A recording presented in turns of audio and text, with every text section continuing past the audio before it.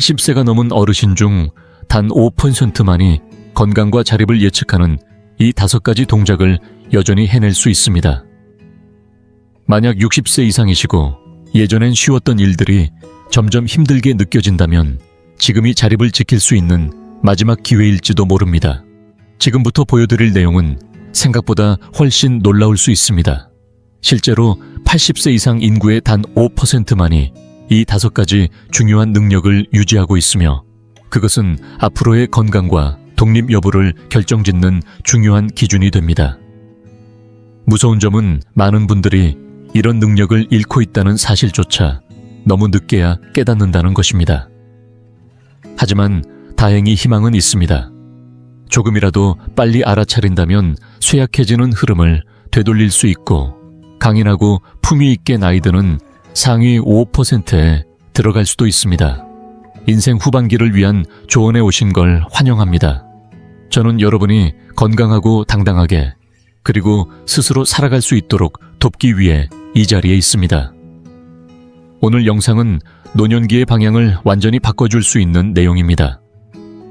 지금부터 80세 이상 어르신 중 단 5%만이 여전히 할 수 있는 5가지 기본 능력을 알려드리겠습니다. 중요한 점은 이것이 단순한 재주가 아니라는 겁니다. 의학 연구에 따르면 이 능력들은 앞으로의 건강 상태와 움직임 자립 여부까지 예측할 수 있는 핵심 지표입니다. 혹시 지금은 못하더라도 걱정하지 마세요. 이 영상을 끝까지 보시면 다시 회복할 수 있는 방법을 분명히 알게 되실 겁니다. 병원에서도 쉽게 알려주지 않는 이 중요한 정보를 놓치지 않도록 구독과 알림 설정을 해두시길 바랍니다. 오늘 영상이 끝날 무렵엔 내 몸의 현재 상태를 파악하고 앞으로 무엇을 하면 좋을지 분명해질 것입니다. 앞으로의 여러분 자신이 분명히 고마워할 시간입니다. 첫 번째는 한쪽 다리 들고 서 있기 테스트입니다. 상상해보세요. 서울 종로에 사는 78세 김순자 할머니는 어느 아침 양말을 신으려고 하다가 깜짝 놀랐습니다. 서랍장에 손을 짚지 않으면 한쪽 다리로 서 있을 수가 없었던 겁니다. 그때는 몰랐습니다. 그 사소한 불편함이 앞으로의 삶을 얼마나 크게 예고하고 있었는지를요. 충격적인 사실을 말씀드리겠습니다. 80세 이상 어르신 중 단 5%만이 한쪽 다리로 30초 이상 버틸 수 있습니다. 왜 이 테스트가 중요할까요? 이 간단한 동작 하나가 앞으로의 건강 상태를 누구보다 정확하게 보여주는 지표이기 때문입니다. 과학적으로도 증명됐습니다. 한쪽 다리로 균형을 유지할 수 있는 능력은 낙상 위험과 밀접하게 연결되어 있습니다. 낙상은 현재 노년기 사망 원인 중 가장 치명적인 사고입니다. 나이 들수록 그 변화는 빠르게 찾아옵니다. 60세에는 평균 25에서 30초 정도입니다. 70세가 되면 이 숫자는 15에서 20초로 줄어듭니다. 80세가 되면 대부분 제대로 서 있지 못합니다. 혹시 지금 여유가 있으시다면 잠깐 멈추고 직접 테스트해보세요. 벽 근처에서 안전하게 시도하시고 몇 초나 버티는지 댓글로 나눠주세요. 이건 단순한 균형 문제가 아닙니다. 이 몇 초 안에 귀의 평형감각 근육의 힘, 몸의 위치, 감지 능력, 그리고 뇌신경 기능까지 모두 종합적으로 작동합니다. 연구 결과에 따르면 10초도 버티지 못하면 낙상과 골절, 그리고 독립생활 상실 위험이 매우 높아집니다. 반면 30초 이상 안정적으로 유지할 수 있다면 같은 나이대에서도 신체 기능이 수십 년은 젊은 상태라고 봐도 무방합니다. 희망적인 이야기 하나 들려드릴게요. 이번엔 82세의 박영수 어르신 이야기입니다. 처음 이 테스트를 했을 땐 3초도 차에 버티지 못했습니다. 균형이 너무 불안정해 따님이 요양시설을 고민할 정도였죠. 하지만 박 어르신은 이대로는 안 된다는 마음으로 벽을 짚고 하루에 5번씩 한쪽 다리만 살짝 들어 5초씩 버티는 연습을 시작했습니다. 매일매일 반복했고 한 달 뒤에는 10초를 손을 짚지 않고도 버틸 수 있었습니다. 그리고 석 달 후 45초까지 성공했습니다. 심지어 40대보다도 오래 서 있을 수 있었죠. 여러분도 오늘부터 시작할 수 있습니다. 벽 가까이에서 다리를 살짝만 들어보세요. 한쪽씩 5초간 유지하고 좌우 번갈아 5번씩. 하루 2번 반복하세요. 점점 익숙해지면 다리를 더 높이 들고 시간을 늘려보세요. 궁극적으로는 벽 없이도 할 수 있게 됩니다. 주의하실 점도 있습니다. 어지럽거나 통증이 심하거나 연습을 계속해도 점점 균형이 나빠진다면 반드시 병원을 방문해 보셔야 합니다. 일부 균형 문제는 전문적인 진단과 치료가 필요합니다. 하지만 이게 끝이 아닙니다. 두 번째 테스트는 지금보다 더 깊고 결정적인 예측 신호를 담고 있습니다. 지금 바로 이어서 확인해 보세요. 두 번째는 의자에서 일어서기 테스트입니다. 75세인 전주에 사는 이정숙 할머니는 어느 날 문득 이상한 점을 느꼈습니다. 아침마다 커피를 다 마신 후 의자에서 일어날 때마다 팔걸이를 꼭 짚어야만 했던 것입니다. 처음엔 그냥 나이 들어 생긴 자연스러운 변화라고 여겼습니다. 하지만 이 작고 사소한 변화가 앞으로의 삶을 송두리째 예고하고 있었던 건 그녀도 몰랐습니다. 놀라운 사실 하나 말씀드릴까요? 80세 이상 어르신 중 단 5%만이 팔에 도움 없이 30초 안에 의자에서 10번 이상 일어설 수 있습니다. 이건 단순한 편리함의 문제가 아닙니다. 생존과 직결된 문제입니다. 하체 근력은 곧 사망률 자립 능력, 그리고 삶의 질과 깊은 관련이 있습니다. 60세 이후 우리는 매년 38%의 근육량을 잃습니다. 특히 다리 근육은 가장 먼저 약해지기 시작합니다. 이건 숫자가 아닙니다. 여러분이 매일 조금씩 잃어가고 있는 움직임의 자유, 바로 그것입니다. 아침에 일어나실 때를 떠올려 보세요. 혹시 모르게 팔걸이를 짚고 계시지는 않나요? 많은 분들이 자신이 그렇게 하고 있다는 걸 인식조차 못합니다. 이 테스트는 허벅지 근육의 힘중심 잡는 능력, 그리고 실제 움직임의 기능까지 한 번에 확인할 수 있는 종합 점검입니다. 기준을 알려드릴게요. 60세 이하는 15회 이상이 이상적입니다. 60세에서 70세 사이는 12회에서 14회가 적정 기준입니다. 70세에서 80세는 10회에서 11회가 적당합니다. 만약 80세 이상이신데도 10회를 무리 없이 수행하신다면 이미 상위 5%에 해당하시는 분입니다. 이 테스트를 할 때 우리 몸속에서는 어떤 일이 벌어질까요? 허벅지 근육이 온몸의 무게를 중력에 맞서며 들어올립니다. 복부 근육은 척추를 안정적으로 지지하고 균형 감각은 넘어지지 않도록 자세를 유지시켜주며 심장은 운동하는 근육에 혈액을 효율적으로 보내줍니다. 불과 30초 만에 몸 전체의 건강 상태를 가늠할 수 있는 아주 효과적인 검사입니다.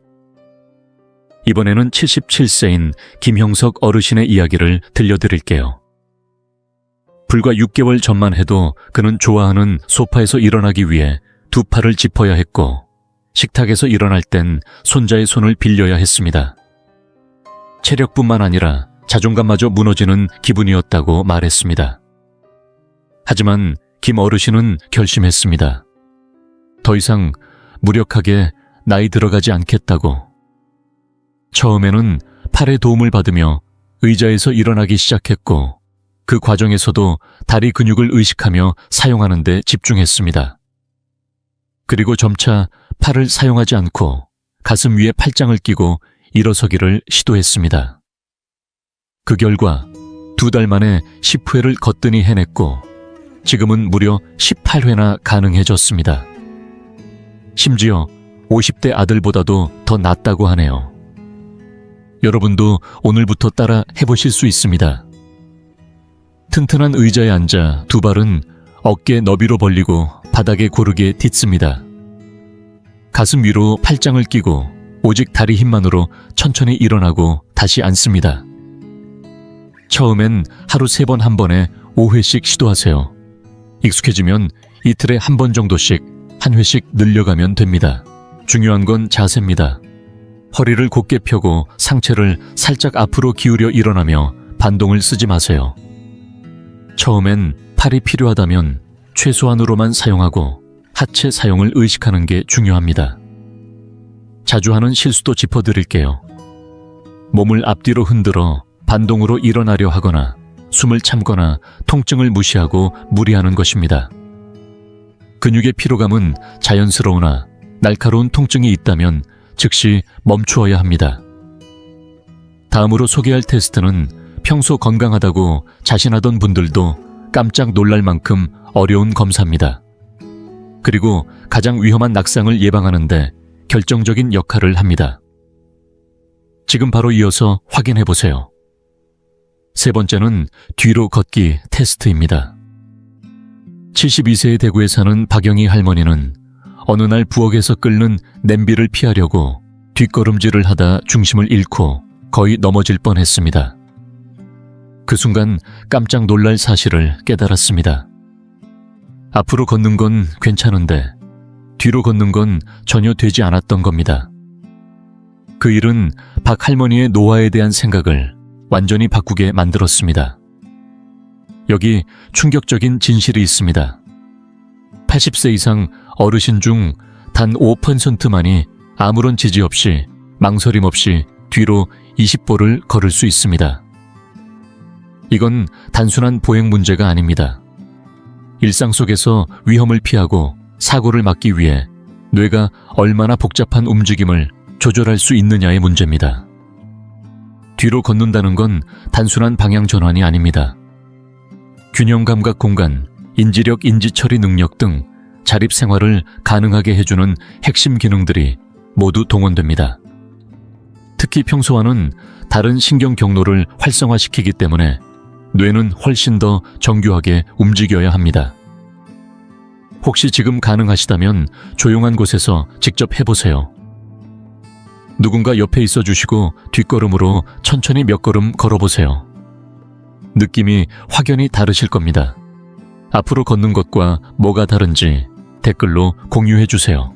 뒤로 걷는 동안 우리의 뇌는 어떤 일을 하고 있을까요? 시각은 뒤를 볼 수 없기 때문에 방향 안내를 하지 못합니다. 대신 몸의 위치 감지 기능인 고유감각 그리고 귓속 평형기관이 그 역할을 대신하게 됩니다. 뇌는 이 모든 감각들을 통합해 몸의 위치를 파악하고 근육을 조정해 균형을 유지하게 합니다. 이 검사는 간단하지만 그 결과는 매우 의미심장합니다. 처음에는 뒤로 10보부터 시작하세요. 익숙해지면 20보까지 늘려보세요. 중요한 건 한 줄로 곧게 걸으며 중심을 잃지 않고 손으로 벽이나 가구를 짚지 않는 것입니다. 이렇게 걸을 수 있다면 인지 유연성과 균형 자신감, 신경 근육 조절 능력이 아직 또렷하게 유지되고 있다는 뜻입니다. 하지만 이 능력은 왜 그렇게 빨리 사라질까요? 첫째, 몸이 스스로의 위치를 감지하는 능력, 즉 고유감각이 나이 들면서 둔해집니다. 둘째, 특히 뒷부분의 근육들, 엉덩이와 햄스트링 같은 근육들이 약해지면서 뒤로 움직이기가 어려워집니다. 셋째, 낙상에 대한 두려움이 뻣뻣한 자세와 망설임을 만듭니다. 넷째, 귓속 평형기관의 기능 저하로 인해 균형 유지 자체가 흔들리게 됩니다. 이제 79세인 최병수 어르신의 변화 이야기를 들려드릴게요. 그는 처음에 겨우 3걸음 뒤로 가는 것도 불안에 손을 짚어야 했습니다. 물리치료사는 이 나이 땐 원래 그렇다고 했지만 최 어르신은 그 말에 동의하지 않았습니다. 그는 벽에 등을 대고 하루에 3걸음씩 천천히 뒤로 걷기 시작했습니다. 그 다음엔 집에 있는 긴 손잡이나 의자 사이에서 연습을 이어갔고 6주 뒤에는 아무런 지지 없이 열린 공간에서도 10보 이상을 뒤로 걸을 수 있게 되었습니다. 지금은 하루 일과로 뒤로 걷기를 실천하며 25보도 무난하게 해냅니다. 이 연습 덕분에 2번의 큰 낙상 위험도 미리 피할 수 있었습니다. 이제 여러분도 실천할 수 있는 훈련법을 알려드릴게요. 먼저 벽에 등을 붙이고 벽과 계속 접촉하면서 한 걸음씩 뒤로 물러나 보세요. 익숙해지면 양쪽에 의자를 두고 그 사이에서 걸어보세요. 그 다음엔 열린 공간에서 누군가 옆에서 지켜보는 상태에서 연습하세요. 처음엔 3걸음 이후 며칠 간격으로 한 걸음씩 늘려보시면 됩니다. 주의사항도 있습니다. 항상 누군가 곁에 있어야 하고 바닥에 장애물이 없어야 합니다. 미끄럼 방지 신발을 신으시고 어지럽거나 불안정함을 느낀다면 즉시 멈추세요. 심한 평형장애나 최근 낙상 경험이 있다면 이 운동은 적합하지 않을 수 있습니다. 그리고 이어질 다음 테스트는 아마 여러분이 오랜 세월 동안 한 번도 해본 적이 없을지 모릅니다. 하지만 그것은 여러분의 자립 능력을 지키는 결정적인 열쇠가 될 수 있습니다. 계속해서 확인해 보세요. 4번째는 일어나 걸어 다시 앉기라는 아주 단순해 보이는 테스트입니다. 그런데 이 간단한 동작이 여러분의 건강 상태를 가장 명확하게 보여주는 신호가 될 수 있다는 걸 알고 계셨나요? 80세인 부산 하운대에 사는 이명자 어르신은 병원에서 의사에게 다음과 같은 요청을 받았습니다. 의자에서 일어나 복도 끝까지 걸어가신 뒤 다시 돌아와서 앉아보세요. 단순히 들리지만 실제로 해보니 상황은 달랐습니다. 원래는 12초 안에 마칠 수 있는 동작인데 그녀는 1분이 넘게 걸렸습니다.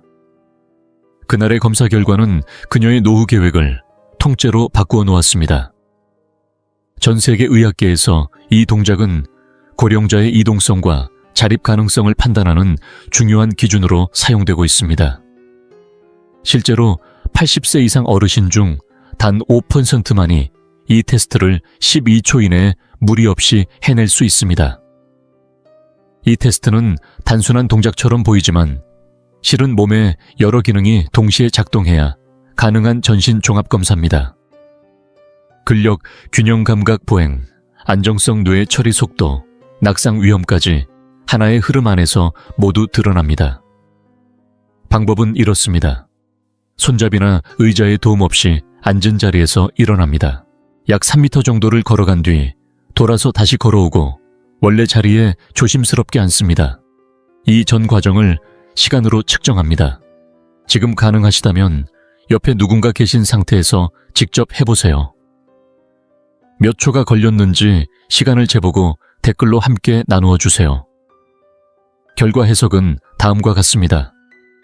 10초 이내라면 매우 양호한 상태이며 낙상 위험이 낮다고 볼 수 있습니다.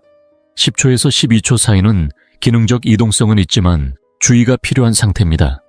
13초에서 19초는 이동에 제약이 있고 중간 정도의 낙상 위험이 있는 상태입니다.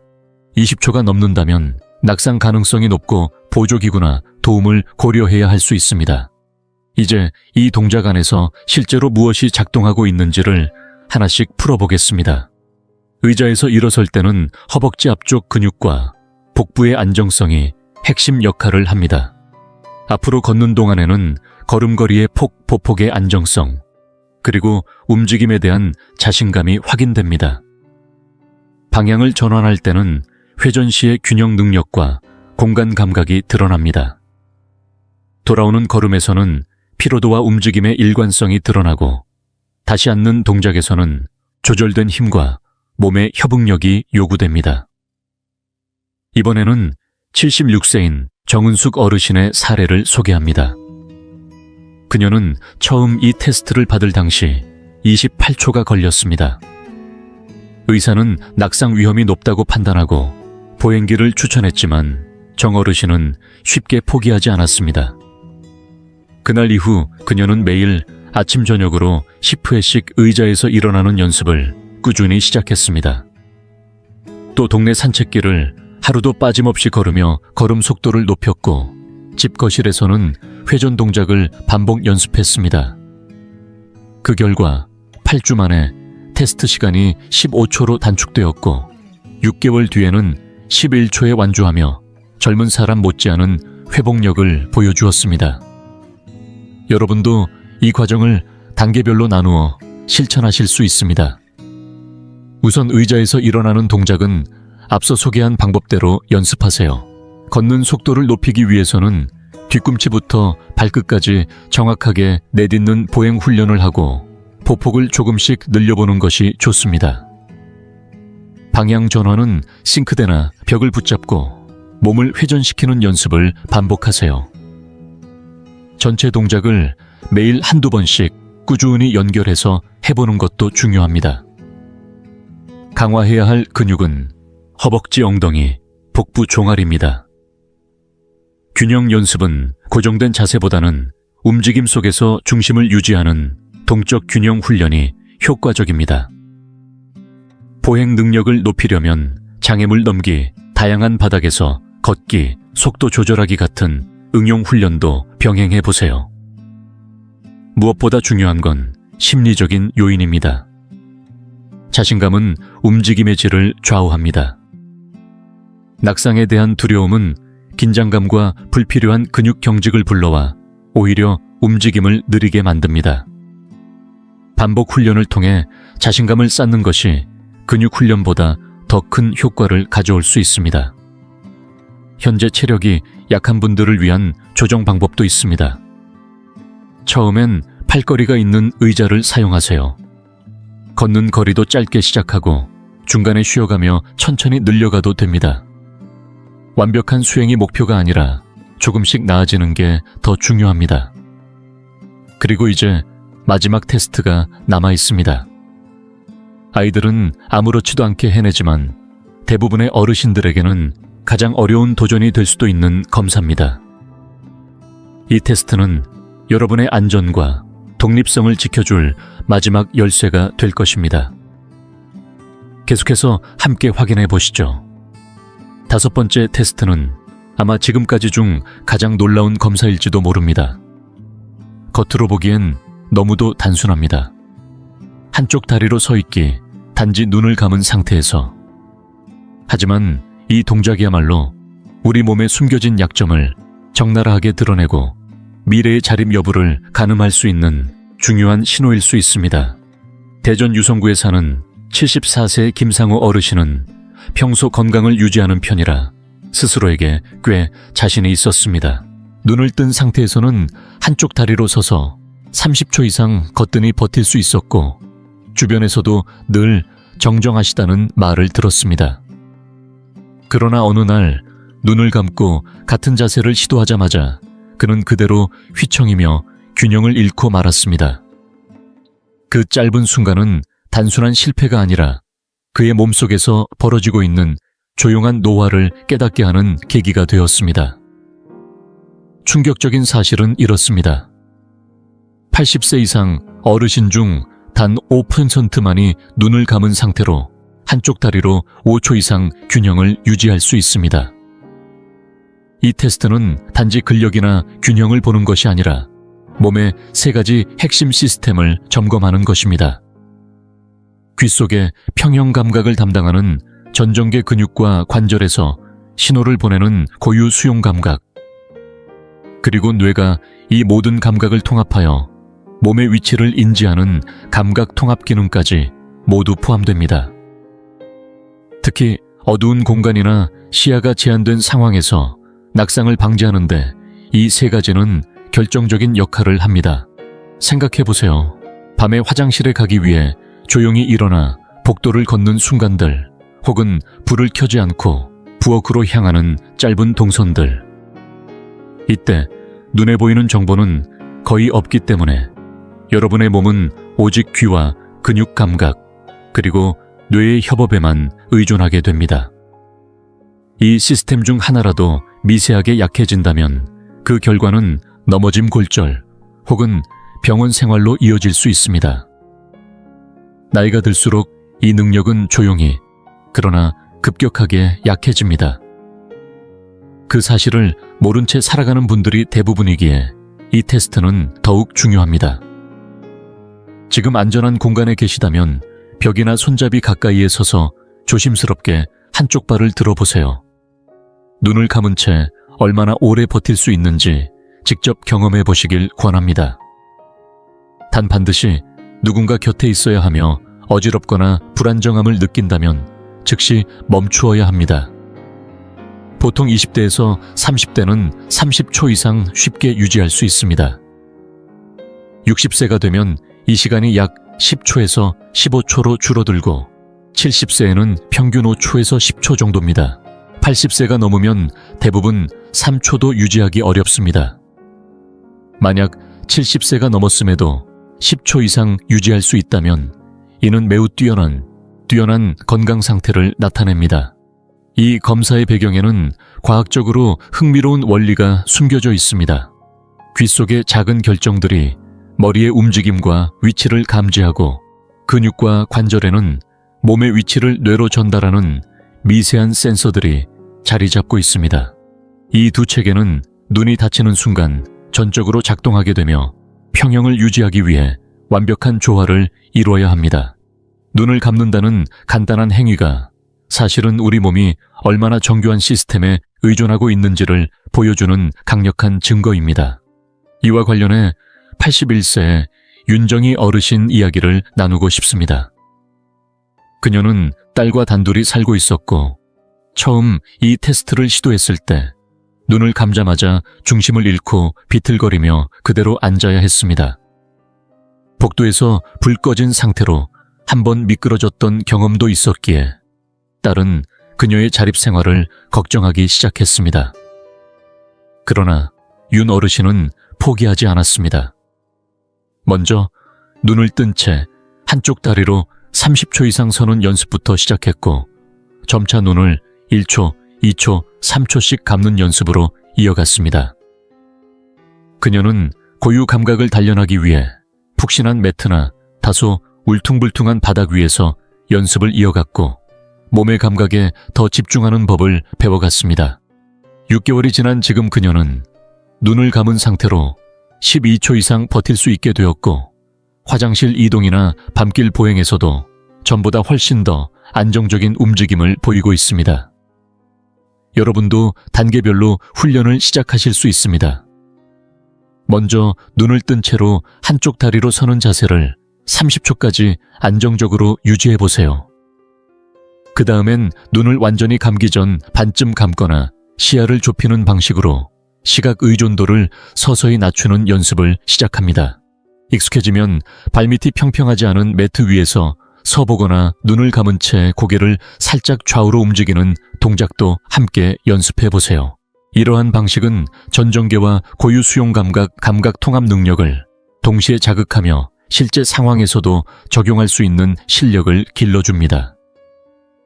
이 테스트는 단순한 훈련 그 이상입니다.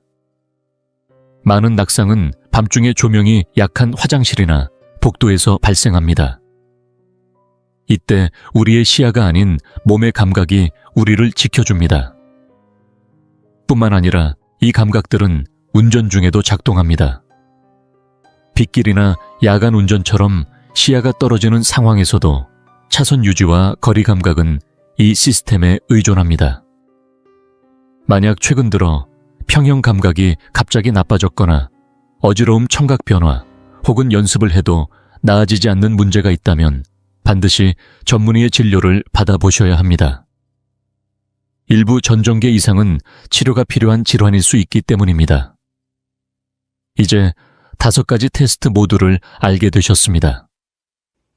놀라운 사실은 이 모든 테스트를 일정 수준 이상 수행할 수 있는 어르신들은 낙상 위험이 현저히 줄어들고 독립적으로 생활하는 기간이 훨씬 더 길어진다는 점입니다. 다음에 이어질 내용은 이 5가지를 꾸준히 실천한 분들이 삶에서 어떤 놀라운 변화를 겪었는지를 보여줄 것입니다. 기대하셔도 좋습니다. 이 5가지 테스트를 꾸준히 해내는 어르신들에게는 어떤 변화가 찾아올까요? 단순한 근력 향상이 아닙니다. 독립적인 삶을 훨씬 더 오래 유지하게 되고 낙상 사고는 무려 60%나 줄어들며 요양시설에 들어가는 시점도 평균 8년 이상 늦춰진다는 결과가 있습니다. 무엇보다 중요한 건 삶의 질이 눈에 띄게 달라진다는 점입니다. 단순히 오래 사는 것이 아니라 내 힘으로 존엄하게 살아갈 수 있는 시간이 훨씬 길어진다는 뜻입니다. 이와 관련된 감동적인 사례가 하나 있습니다. 올해 83세인 전남 순천의 이복순 어르신은 불과 2년 전만 해도 5가지 테스트 모두 실패한 상태였습니다. 균형 감각이 급격히 떨어져 있었고 의자에서 일어나는 것조차 남의 손을 빌려야 했습니다. 자주 넘어질까 두려워 외출을 꺼리게 되었고 가족들도 요양시설 입소를 진지하게 고민하고 있었습니다. 그녀 스스로도 이제 나도 누군가의 도움이 필요하겠구나 라는 생각에 자신감을 잃고 있던 시기였습니다. 하지만 지금의 이복순 어르신은 완전히 다른 삶을 살고 계십니다. 최근에는 혼자 유럽 여행을 다녀왔고 그곳에서도 계단을 오르고 짐을 챙기며 능동적으로 일정을 소화하셨습니다. 한쪽 다리로 40초 이상 안정적으로 설 수 있고 30초 안에 12회 이상 의자에서 일어나 앉기를 반복하며 뒤로 걷기 역시 주저함 없이 해내십니다. 일어나 걸어 다시 앉기. 테스트는 10초 만에 마무리하시고 눈을 감고도 15초 이상 균형을 유지하실 수 있을 만큼 감각 조절 능력도 매우 우수한 수준입니다.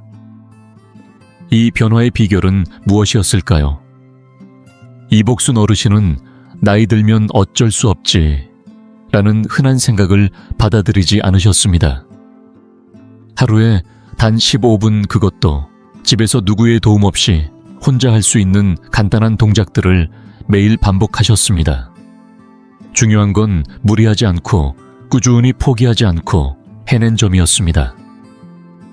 진료를 맡은 의사 선생님도 신체 나이만 보면 60대 중반 정도로 평가할 수 있다며 감탄을 금치 못했습니다. 무엇보다 그녀 자신이 전과는 전혀 다른 삶을 살고 있다고 느끼고 계십니다.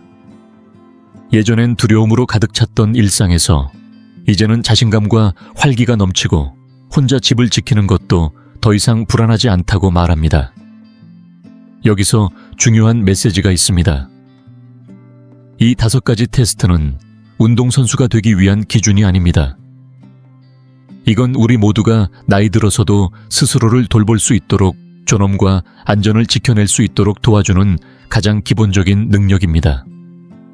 실제로 이 능력을 꾸준히 관리하고 훈련해낸 분들은 원래부터 운동을 좋아하셨던 분들이 아닙니다. 오히려 아주 평범한 분들이 내 몸이 보내는 작은 신호를 놓치지 않고 거기서 멈추지 않았기 때문에 가능한 일이었습니다. 지금 여러분이 이 테스트들을 해낼 수 있는지, 여분은 앞으로의 삶이 어떤 방향으로 흘러갈지를 누구보다 정확하게 예측해 줍니다. 하지만 희망적인 소식도 있습니다. 지금부터 시작해도 결코 늦지 않았다는 사실입니다. 변화는 거창한 계획이 아니라 오늘 하루의 작은 실천에서 시작되니까요. 혹시 이 영상을 보시고 나는 어디쯤에 와 있는 걸까 생각하게 되셨다면 지금 이 순간이 바로 전환점일 수 있습니다. 어떤 테스트가 가장 놀라웠는지, 어떤 부분에서 어려움을 느꼈는지 댓글로 함께 나눠주세요. 그 경험 하나하나가 다른 어르신들에게도 큰 용기와 도움이 될 수 있습니다. 그리고 이 영상이 누군가에게 필요한 이야기라면 지금 그분에게 공유해 주세요. 지금 여러분의 선택이 앞으로 10년 후에 독립과 존엄을 지켜주는 첫걸음이 될 수 있습니다. 오늘 그 선택을 함께 시작해 보시죠. 제 간이 무너지고 있었지만 저는 전혀 눈치채지 못했어요. 몇 달, 어쩌면 몇 년 동안 제 몸은 계속해서 작은 신호들을 보내고 있었지만 나이가 들면 당연하다고 생각하며 넘겼어요. 늘 피곤했고 식사 후에는 배가 부풀어 올라 불편했고 소화도 더디고 힘들었어요. 스스로에게 스트레스 때문이야, 밤에 먹은 빵 때문이야, 잠을 잘 못 자서 그래 라고 말하며 몸의 목소리를 외면했죠. 하지만 어느 날 몸은 더 이상 속삭이지 않고 크게 외쳤어요. 어느 날 아침 오른쪽 갈비뼈 밑에 묵직한 통증과 함께 메스꺼움과 어지럼증이 몰려왔어요. 잠깐 지나가겠지 하고 병원에 갔는데 의사 선생님 말씀이 몇 초간 숨을 멎게 했습니다. 지방간이네요. 꽤 진행된 상태입니다. 믿기지 않았어요. 술도 자주 마시지 않았고 약도 독한 걸 먹은 적이 없는데 제 간이 이렇게 망가질 줄은 몰랐어요. 의사 선생님께서는 만성염증간 손상 변화가 없으면 더 빨리 악화될 수도 있다고 하셨어요. 그때부터 모든 게 시작되었어요. 오늘 영상에서는 그 후에 어떻게 변했는지, 늘 피곤하고 부풀어 있던 몸이 어떻게 에너지를 되찾고 정신이 맑아졌는지, 단 7일 만에 삶의 방향이 어떻게 바뀌었는지 들려드리려고 합니다. 맞아요. 단 한 잎의 자연스러운 식물이 제 건강의 흐름을 완전히 바꿔놓았어요. 마법이 아니었고 꾸준함과 정보, 그리고 포기하지 않겠다는 의지가 만들어낸 변화였어요. 혹시 지방간이나 이유 모를 피로 소화 문제로 고민하신다면 끝까지 함께 해주세요. 제가 배운 걸 여러분께도 꼭 전해드리고 싶습니다. 때로는 해답이 우리가 생각하는 것보다 훨씬 가까이에 있어요. 그리고 본격적으로 시작하기 전에 당신에 대해 조금 더 알고 싶습니다.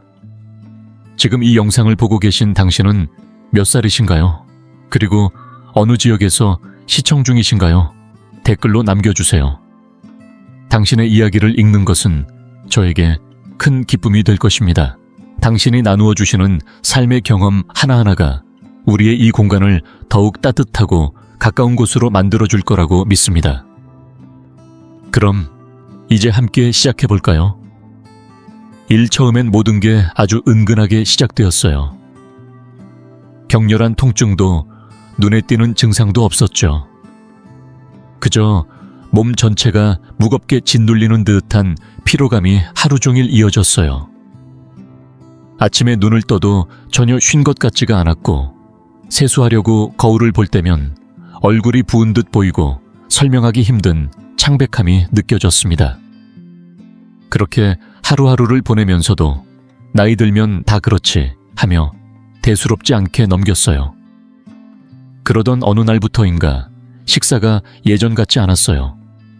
먹고 나면 음식이 그대로 멈춰버린 듯 답답함이 느껴졌고, 많이 먹지도 않았는데 몇 시간씩 더부룩한 느낌이 계속됐습니다. 오후가 되면 배가 부풀어 오르는 듯 했고, 밤에는 속이 더부룩해 잠도 제대로 오지 않았죠. 몸 전체가 무거워진 느낌. 어디가 아픈 건 아닌데 몸이 힘들어지는 그 감각을 당연하게 여기며 살았던 거예요. 그때 제 나이도 이미 70이 훌쩍 넘어서였으니까요. 이 나이에 다 그렇지 뭐 하고 말이죠. 그러다 몸 상태가 더 안 좋아지기 시작했어요. 저녁엔 고기를 피하게 됐고 기름진 음식도 줄였으며 나중에는 빵도 끊어봤지만 별다른 변화는 없었어요. 몸의 불편함은 여전했고 급기야기를 한 블록만 걸어도 힘들어질 정도로 지쳐서 병원에 가보기로 마음먹었습니다. 그렇게 병원에 가서 피검사 복부, 초음파 기본 검진까지 받고 며칠 뒤 병원에서 다시 연락이 왔습니다. 그날 담당 의사가 검진 결과를 보며 잠시 말을 멈추던 표정이 아직도 생생해요. 놀란 것도 아니고 그렇다고 안심되는 표정도 아니었어요. 의사는 조심스레 말했죠. 지방간이네요. 꽤 진행된 상태입니다. 몸이 오랫동안 신호를 보내고 있었을 거예요. 그 말을 듣는 순간 아무 말도 할 수 없었어요. 지방간이라니. 나는 아픈 사람이라고는 생각해 본 적이 없었거든요. 집밥만 먹고 살아온 사람인데 물론 달콤한 빵이나 과제는 약했지만요.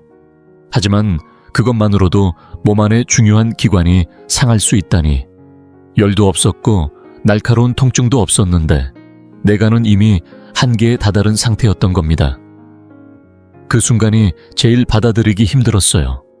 아프지 않아도 소리 없이 병들어가는 장기가 있다는 사실이요. 그제야 깨달았어요. 몸은 아무리 조용해도 늘 말을 하고 있었던 거예요. 문제는 우리가 그 소리를 제때 듣지 못한다는 거죠. 진단을 받고 난 뒤 그동안 무심코 지나쳤던 몸의 신호들이 하나둘 떠올랐습니다. 언제부터인지 모르겠지만 몸속에 피로감이 자리를 잡고 있었어요. 그냥 바쁜 하루를 보내고 나서 오는 피로가 아니라 늘 반쯤 꺼져 있는 느낌이었어요. 아침에 일어나도 몸이 개운하지 않았고 점심을 먹고 나면 에너지가 뚝 떨어졌어요. 특별히 힘든 일을 하지도 않았는데 잠시라도 앉아 있어야 할 것 같았죠. 소화도 점점 더디고 불편해졌습니다. 음식이 제대로 넘어가지 않는 기분, 배가 자주 불러오고 옷이 점점 꽉 끼는 느낌이 들었지만 몸무게는 그대로였어요. 그 모든 걸 나이 탓, 스트레스 탓, 잠 부족 탓으로 돌리며 살았어요. 하지만 그게 아니었어요. 게다가 그 와중에도 실수를 반복했죠. 가장 큰 실수는 일부 음식이 해롭지 않다고 생각한 거였어요. 제 아침 식단은 항상 똑같았어요. 하얀 식빵에 달콤한 잼, 그리고 커피. 때로는 버터나 치즈를 곁들였고요. 튀기는 음식도 과하지 않았고 그럭저럭 건강하다고 생각했는데 매일같이 그걸 반복했죠. 주말이면 햄이나 소시지를 곁들였고 저녁에도 마찬가지였어요. 든든히 먹으려고 국과 빵을 함께 먹었어요. 그런데 그 하얀 빵 설탕이 듬뿍 들어간 잼 가공육들이 어느새 제 간을 조용히 병들게 만들고 있었던 거예요. 지금 이 영상을 계속 시청하고 계시고 저희가 나눈 이야기들이 정말 유익하다고 느껴지신다면 댓글에 숫자 2을 남겨주세요. 그 한 글자가 당신께서 여전히 저희와 함께하고 계시다는 따뜻한 신호가 되어 큰 힘이 됩니다. 아직 채널을 구독하지 않으셨다면 지금 구독 버튼을 누르시고 알림 설정도 함께 해주세요. 앞으로 올라올 소중한 영상들을 놓치지 않으실 수 있습니다. 당신의 응원은 저희에게 큰 힘이 됩니다. 당신 덕분에 저희는 정보를 전하고 마음을 나누며 조금이나마 희망의 빛을 전할 수 있는 영상을 계속 만들 수 있습니다. 앞으로도 저희와 함께 걸어가 주세요. 감사합니다. 운동 부족도 제가 오랫동안 외면해온 문제였습니다. 저는 원래 조용히 집에 머무는 걸 좋아하는 편이었어요. 퇴직하고 나서는 더 이상 걷는 일도 줄어들었고 하루 종일 의자에 앉아 책을 읽거나 TV를 보는 게 일상이 되었죠. 식사만 가볍게 하면 괜찮겠지라고 생각했지만 그건 큰 착각이었습니다. 몸은 움직임을 원했는데 저는 그걸 수년 동안 외면하며 살아왔던 거예요. 그러면서 또 하나의 실수를 반복했어요. 바로 약이나 건강보조제를 함부로 먹었다는 거죠. 어디가 조금 아프면 진통제를 먹고 식사 후 더부룩하면 제산제를 챙겨 먹었어요. 피검사나 의사 상담도 없이 영양제를 먹는 게 습관이 되었고요. 심지어 단식도 해봤어요. 이러면 몸이 깨끗해지겠지라는 생각으로 의사와 상의도 없이 단식을 했지만 결과적으로 몸은 더 약해졌고 단식이 끝나자 오히려 폭식을 하게 되더라고요. 인터넷에서 본 간청소차간에 좋다는 녹색 캡슐, 예쁘게 포장된 고가의 건강식품까지 안 해본 게 없었습니다. 매주 새로운 해결책을 시도했지만 정작 매번 똑같은 실수를 반복하고 있었어요. 솔직히 말하자면 저는 마법 같은 해결책을 바라고 있었던 것 같아요. 식습관을 바꾸지 않고도 모든 게 나아지길 바란 거죠. 몸의 문제와 정면으로 마주하고 싶지 않았던 거예요. 그렇게 저를 비롯해 많은 사람들이 해결될 수 있는 문제를 오히려 더 복잡하게 만들곤 합니다. 무엇을 먹느냐도 중요하지만 그보다 중요한 건 몸을 병들게 만드는 습관을 멈추는 거죠. 저는 그걸 몰랐어요. 변화 없이 나아질 거라는 기대가 가장 큰 실수였어요. 하지만 진실은 간단해요. 내가 바뀌지 않으면 아무것도 바뀌지 않는다는 사실이요. 그리고 어느 날 제 삶을 완전히 바꿔놓은 순간이 찾아왔습니다. 그날은 늘 그렇듯 검진 결과지를 손에 들고 병원에 앉아 있었어요. 별거 아닐 거라 생각했어요. 설탕 좀 줄이라거나 식단 관리하라는 가벼운 조언 정도일 줄 알았거든요.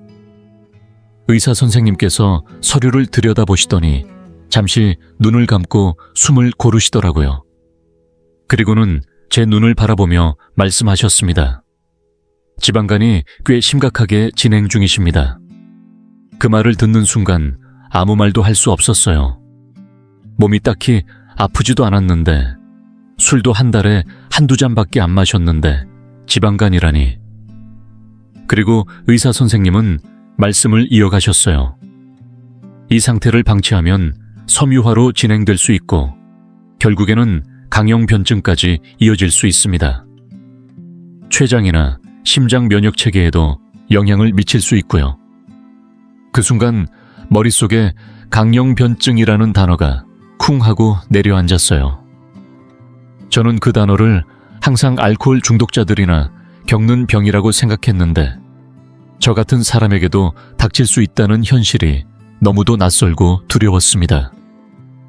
그리고 또 한마디 저를 더욱 놀라게 한 말씀이 이어졌습니다. 제2형 당뇨병도 함께 위험이 높아질 수 있습니다. 지방간이 단순한 간 문제만이 아니라 혈당과 인슐린의 조절에도 영향을 준다는 설명이었습니다. 제 몸이 대사적으로 큰 혼란을 겪고 있다는 걸 그제야 실감했어요. 자존심이 상했지만 더는 외면할 수 없었어요. 그때 선생님께서 마지막으로 하신 말씀이 아직도 잊히지 않습니다. 이제는 선택의 여지가 많지 않으십니다. 그 말은 위협이 아니라 진실을 있는 그대로 전해주는 무서운 경고였습니다. 그동안 몸이 얼마나 참고 버텨왔는지. 하지만 이제는 더 이상 버틸 수 없다는 걸 알려주는 말씀이었죠. 그때 처음으로 무서움과 동시에 긴박함이 밀려왔어요. 이제는 정말 달라져야겠다. 더 이상 미룰 수 없었어요. 이렇게 방치하다가는 저도 어느새 통계 속 한 명이 되어 있을 테니까요. 지방간으로 몸이 망가져가는 사람들 중 한 명으로요. 그렇게 병원을 나오면서 마음을 굳혔습니다. 절대 포기하지 않겠다고, 몸이 버틴 만큼 저도 싸워보겠다고요. 그리고 그때 알게 된 사실이 제 인생을 바꿔놨어요. 그 해답은 약도 아니었고 병원도 아니었습니다. 오히려 너무나 단순하고 그래서 더 강력했던 것이었어요. 팔 진단을 받고 나온 뒤 제 안에는 피로와 좌절 그리고 희망이 공존하고 있었습니다. 몸이 보내는 신호를 외면한 대가가 이렇게 크게 돌아온 거라 생각하니 스스로가 한없이 부끄럽고 또 후회스러웠습니다. 그날부터 마음을 다잡고 달라지기로 결심했어요. 뭐든 해보자는 마음으로요. 우선 기름진 음식 설탕 햄이나 소시지 같은 가공육 하얀 밀가루빵을 모두 끊었어요. 마트에 갈 때마다 식품 라벨을 꼼꼼히 읽어보고 하루 식사량도 철저히 관리했죠. 물도 충분히 마셨습니다. 그리고 하루에 꼭 한 번은 걸으려고 노력했어요. 운동이란 게 얼마나 중요한지 알았으니까요. 하지만 거기서 그치지 않았습니다. 인터넷에서 좋다는 자연 건강 보조제들도 사서 먹어봤어요. 초록빛 알약, 복잡한 이름의 캡슐, 예쁜 병에 담긴 추출물까지 그 값이 결코 싸지 않았는데도 혹시나 하는 마음에 다 시도해봤습니다. 심지어 책도 사고 영상도 찾아보고 주변에서 추천하는 방법들도 다 따라했어요. 그런데도 시간이 흐를수록 제 마음 어딘가가 조금씩 무너져 내리는 걸 느꼈습니다. 문제는 식단이 아니었어요. 문제는 제 몸이 더 이상 반응하지 않는다는 거였어요. 아무리 식단을 조절하고 물을 마셔도 아침에 일어나면 몸은 여전히 무겁고 피곤했습니다. 에너지는 돌아오지 않았고 15분만 걸어도 다리가 후들거렸어요. 계단을 오르면 숨이 차오르고 하루하루가 고된 숙제 같았어요. 그렇게 노력했는데도 몸이 달라지지 않으니 마음이 무너지고 의욕도 잃어갔어요. 몇 주 동안 정말 열심히 했는데 어느 날 저녁 결국 무너지고 말았어요. 몸은 피곤하고 배는 고픈데 눈앞에 좋아하던 하얀 식빵이 보였어요. 몇 초 망설이다가 결국 손에 들고 한 입 베어 물었습니다. 이어서 치즈도 먹었고 냉장고에 있던 작은 조각 케이크도 꺼내 먹었어요. 폭식이라고 할 것까진 아니었지만 제겐 그걸로도 충분히 자괴감이 밀려왔습니다. 그날 밤 속이 아픈 것도 아닌데 마음이 너무 불편해 잠이 오지 않았어요. 이게 다 무슨 소용인가 싶었어요. 이미 늦은 건 아닐까? 몸은 이미 망가진 게 아닐까? 그런 의문이 계속 머릿속을 맴돌았습니다. 며칠을 그렇게 지내다 보니 점점 더 힘이 빠지고 계속 싸워야 하는 이유를 모르겠다는 생각이 들더라고요. 바로 그때 누군가가 나에게 민들레 잎을 권했습니다. 간의 염증을 줄여주고 소화도 도와준다는 거예요. 처음엔 대수롭지 않게 넘겼어요. 워낙 이런저런 민간요법이 많으니까요. 인터넷에서 떠도는 이야기 중 하나일 거라 생각했어요. 그래서 그분께 고맙다고만 하고 그냥 넘겼습니다. 그런데도 그분이 말할 때의 표정과 목소리가 자꾸 떠올랐어요. 그분은 80세가 넘으셨다고 하셨는데 말씀하실 때 목소리에 힘이 있었어요. 무언가를 글로만 읽고 전해들은 느낌이 아니라 삶에서 직접 겪고 터득한 이야기 같았어요. 그분의 피부와 맑은 눈빛, 분명한 말투까지 뭔가 다른 기운이 느껴졌습니다. 며칠이 지나고 나서야 그 말이 마음속에서 맴돌았습니다. 그래서 결국 용기를 내서 다시 물어봤어요. 어떻게 마시는 건지, 얼마나 마셔야 하는 건지, 언제까지 해야 하는지 하나하나 물어봤어요. 그리고 처음으로 민들레 잎차를 우려 마시기 시작했어요. 사실 반신반의했죠. 하지만 그 안에는 예전에 잃어버렸던 희망의 한 조각이 함께 담겨 있었어요. 그때는 몰랐어요. 단순한 풀잎 하나가 제 삶의 방향을 완전히 바꿔놓을 거라고는, 그리고 불과 7일 만에 제 몸이 보내온 신호가 이렇게 달라질 거라고는 상상도 못했습니다. 제가 민들레잎 이야기를 처음 들은 건 인터넷에서 본 것도 아니었고 책이나 건강방송에서 본 것도 아니었어요. 그건 정말 작은 대화 속에서 나온 말이었죠. 하지만 그 대화가 제 인생을 바꿔놓을 줄은 그때는 몰랐습니다. 그날도 평소처럼 집 앞마당에 앉아 봄볕을 쬐고 있었어요. 마침 지나가던 동네 아주머니 윤정희 씨가 인사를 건네셨어요. 그분은 80이 넘으셨다는데도 허리를 꼿꼿이 세우고 다니시는 모습이 늘 인상적이었어요. 또렷한 눈빛과 흔들림 없는 걸음걸이에서 연륜이 묻어났습니다. 정희 아주머니가 제게 건강은 어떤지 물으셨어요. 저는 솔직하게 말씀드렸어요. 지방간 진단을 받고 나서 몸이 계속 피곤하고 여러 가지를 시도했지만 나아지지 않아 이제는 뭘 어떻게 해야 할지 모르겠다고요. 그 말을 듣고 잠시 말없이 저를 바라보시던 아주머니가 조용히 입을 여셨어요. 그 눈빛엔 세월이 만들어준 지혜가 담겨 있었어요. 민들레 잎을 끓여 마셔봤어. 그 순간 저는 적잖이 놀랐습니다. 민들레 잎이라니, 어릴 적 들에서 꽃씨를 불어 날리던 기억만 떠올랐거든요. 그게 간 건강에 좋다니 상상도 못했어요. 제가 더 여쭤봤더니 정희 아주머니는 고향 시골 이야기부터 꺼내셨어요. 예전부터 마을의 할머니들이 봄마다 민들레차를 다려서 몸을 깨워줬다고요.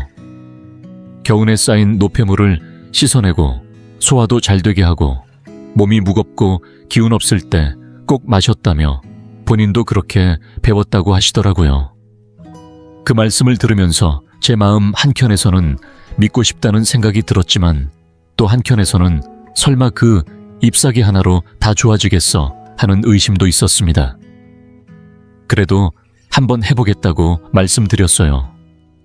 정희 아주머니는 아무 말씀도 없이 뒷마당으로 가시더니 직접 민들레잎 한 줌을 따서 건네주셨어요. 씻는 법, 말리는 법 차로 우리는 법까지 다 알려주셨어요. 아침에 한 잔, 오후에 한 잔 일주일만 해봐. 대신 설탕 기름진 음식 다 끊고 몸을 좀 움직여야 해. 안 그러면 아무 소용없어. 아주머니는 설명이 길지 않았지만 그 목소리에 담긴 무게감이 남달랐습니다.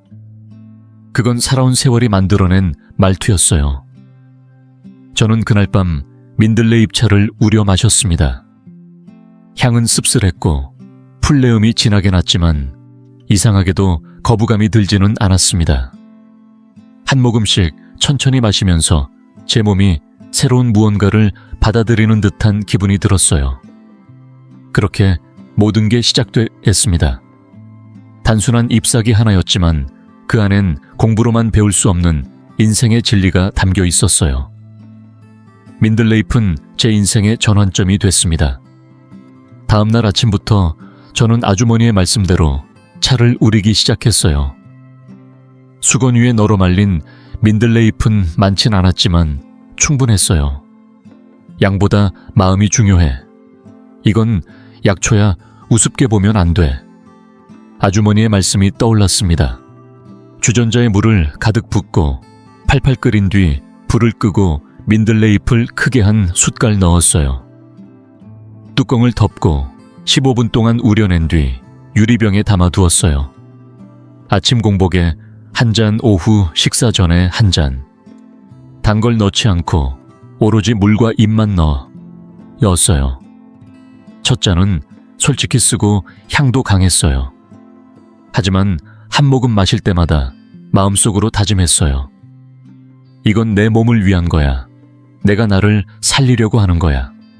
그리고 마음속으로 약속했어요. 변명하지 않겠다고. 배고파도 피곤해도 바빠도 매일 2잔씩 일주일만은 반드시 지키겠다고요. 그리고 정말로 그 일주일 동안 저는 제가 한 번도 해보지 않았던 일을 했습니다.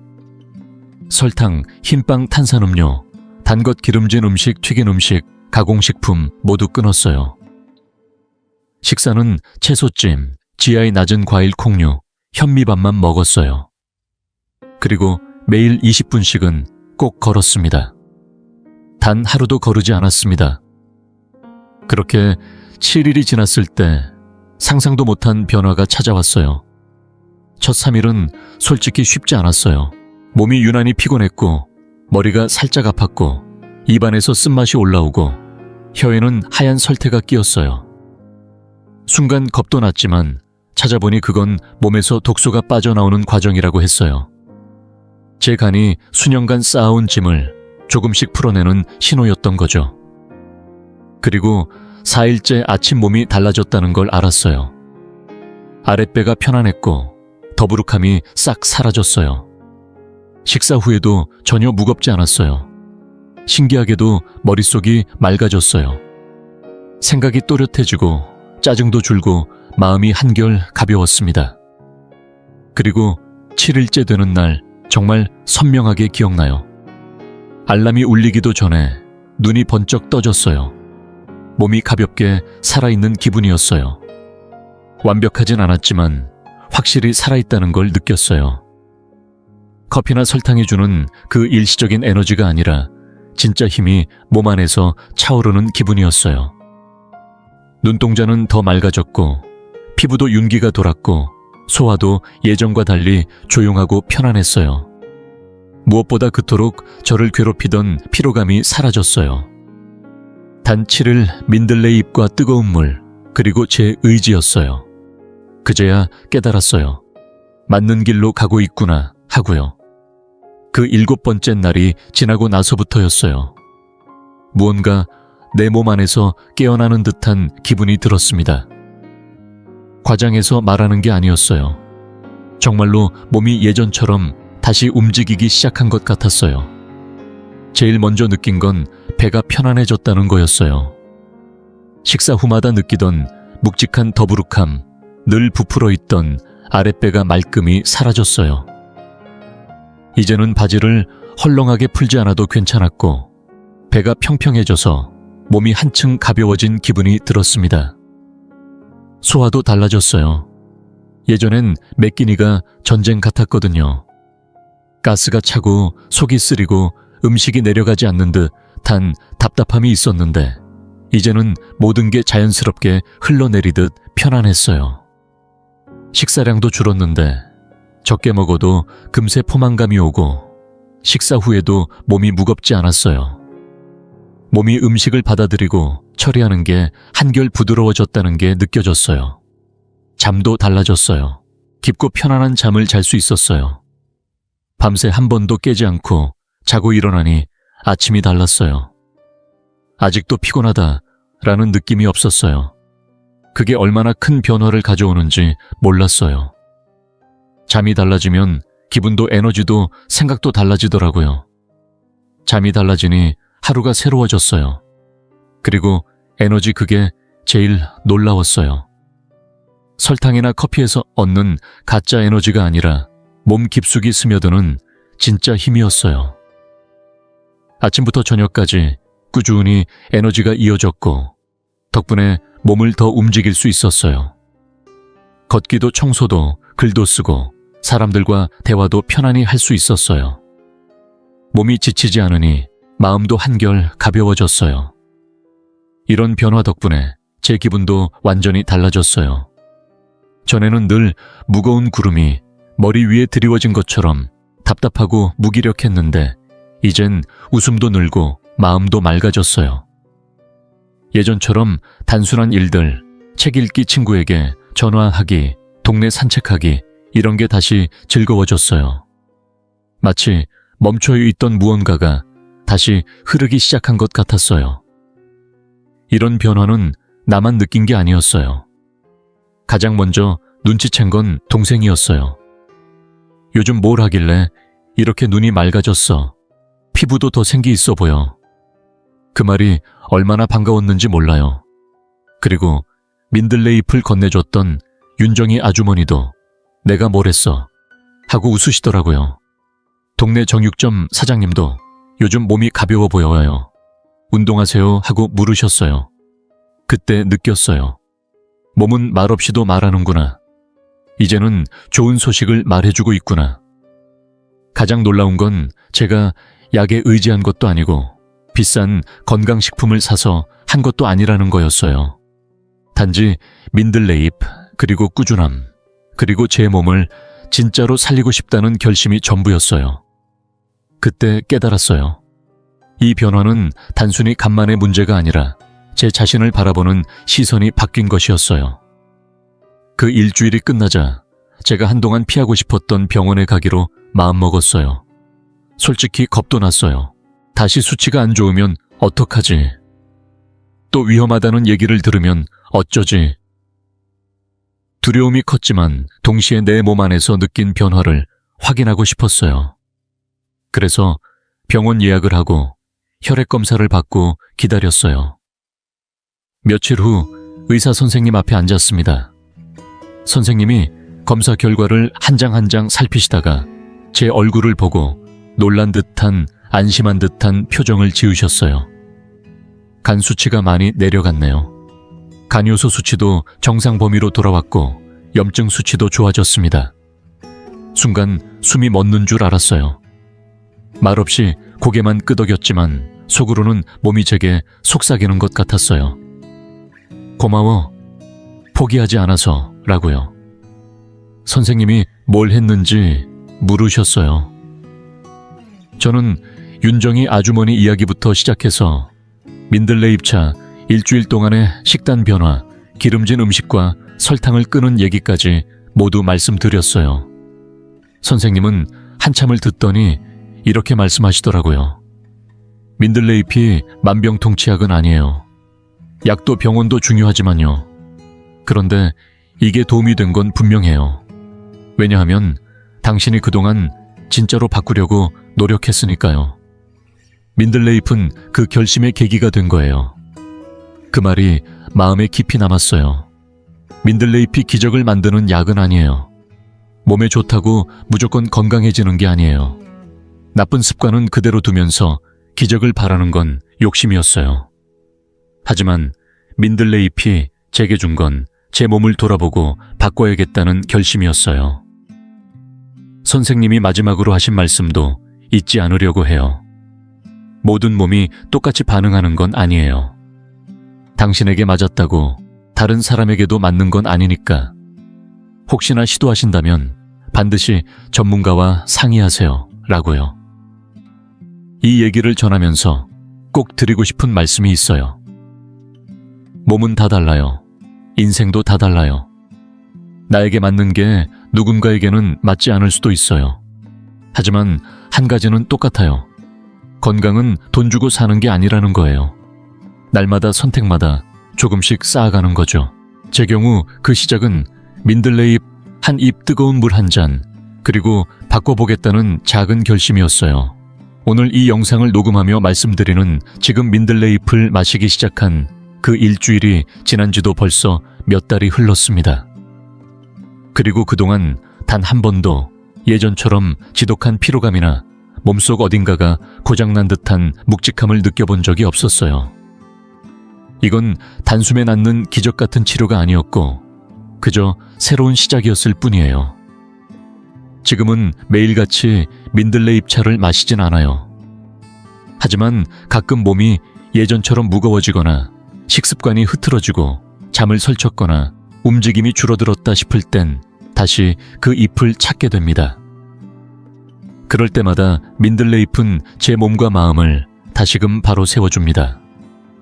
하지만 그보다 더 중요한 건 바로 제 자신을 바라보는 시선이 달라졌다는 거예요. 이제는 몸이 크게 아프지 않아도 조용히 속삭이는 소리를 들을 수 있게 되었거든요. 예전 같으면 몸이 고통을 크게 외치기 전에는 귀 기울이지 않았겠지만 이제는 작은 신호에도 귀 기울일 수 있게 되었어요. 잠이 깊지 않으면 뭔가 잘못됐다는 것, 배가 부풀어 오르면 그건 정상적인 게 아니라는 것, 당분을 찾게 되면 몸 어딘가가 틀어졌다는 것, 이제는 이런 것들을 몸이 보내는 진짜 목소리로 알아차릴 수 있게 되었어요. 이제는 큰 결심이나 단식 같은 걸 하지 않아요.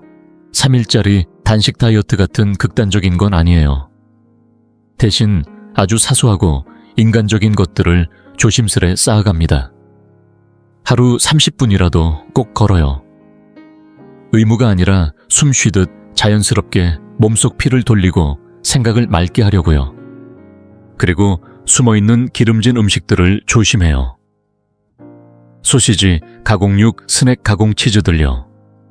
물론 완전히 끊을 수는 없지만 그걸로 끼니를 때우는 건 이제 하지 않아요. 숙면, 그것도 참 쉽지 않았어요. 스마트폰 화면을 끄고 저녁을 가볍게 먹고 몸이 회복할 시간을 주는 법을 배웠어요. 몸이 쉬어야만 다시 살아날 수 있다는 걸요. 그리고 여전히 지키는 게 하나 있어요. 하루 중에 꼭 저에게 묻는 시간이에요. 오늘 너는 어떠니? 내 몸이, 내 마음이 오늘은 뭘 원하니? 때로는 물이 필요하다고 대답하고 때로는 조용함이 혹은 용서가 필요하다고 말해요. 이렇게라도 묻지 않으면 누가 저에게 물어줄까요? 이제 영상 끝으로 이 말씀 꼭 드리고 싶어요. 영상을 보고 계신 당신도 몸이 크게 아프기 전에 그 속삭임을 들어보세요. 작은 통증, 알 수 없는 피로, 은근히 반복되는 불편함. 그 모든 게 몸이 당신에게 보내는 메시지예요. 겁을 주려는 게 아니라요. 당신과 더 오래, 더 건강하게 함께하고 싶어서요. 저도 너무 늦게 알아차렸다는 게 후회스럽지만 그래도 아직 기회가 있었기에 감사해요. 이 영상이 당신에게도 잠시 멈춰서 자신을 돌아보는 기회가 되길 바라는 마음으로 제 이야기를 전했습니다. 끝까지 들어주셔서 감사합니다. 혹시 도움이 되셨다면 좋아요와 댓글로 함께 해주시면 더 많은 분들께 제 이야기가 닿을 수 있을 거예요. 다음 영상에서 또 만나요. 몸도 마음도 잘 챙기세요.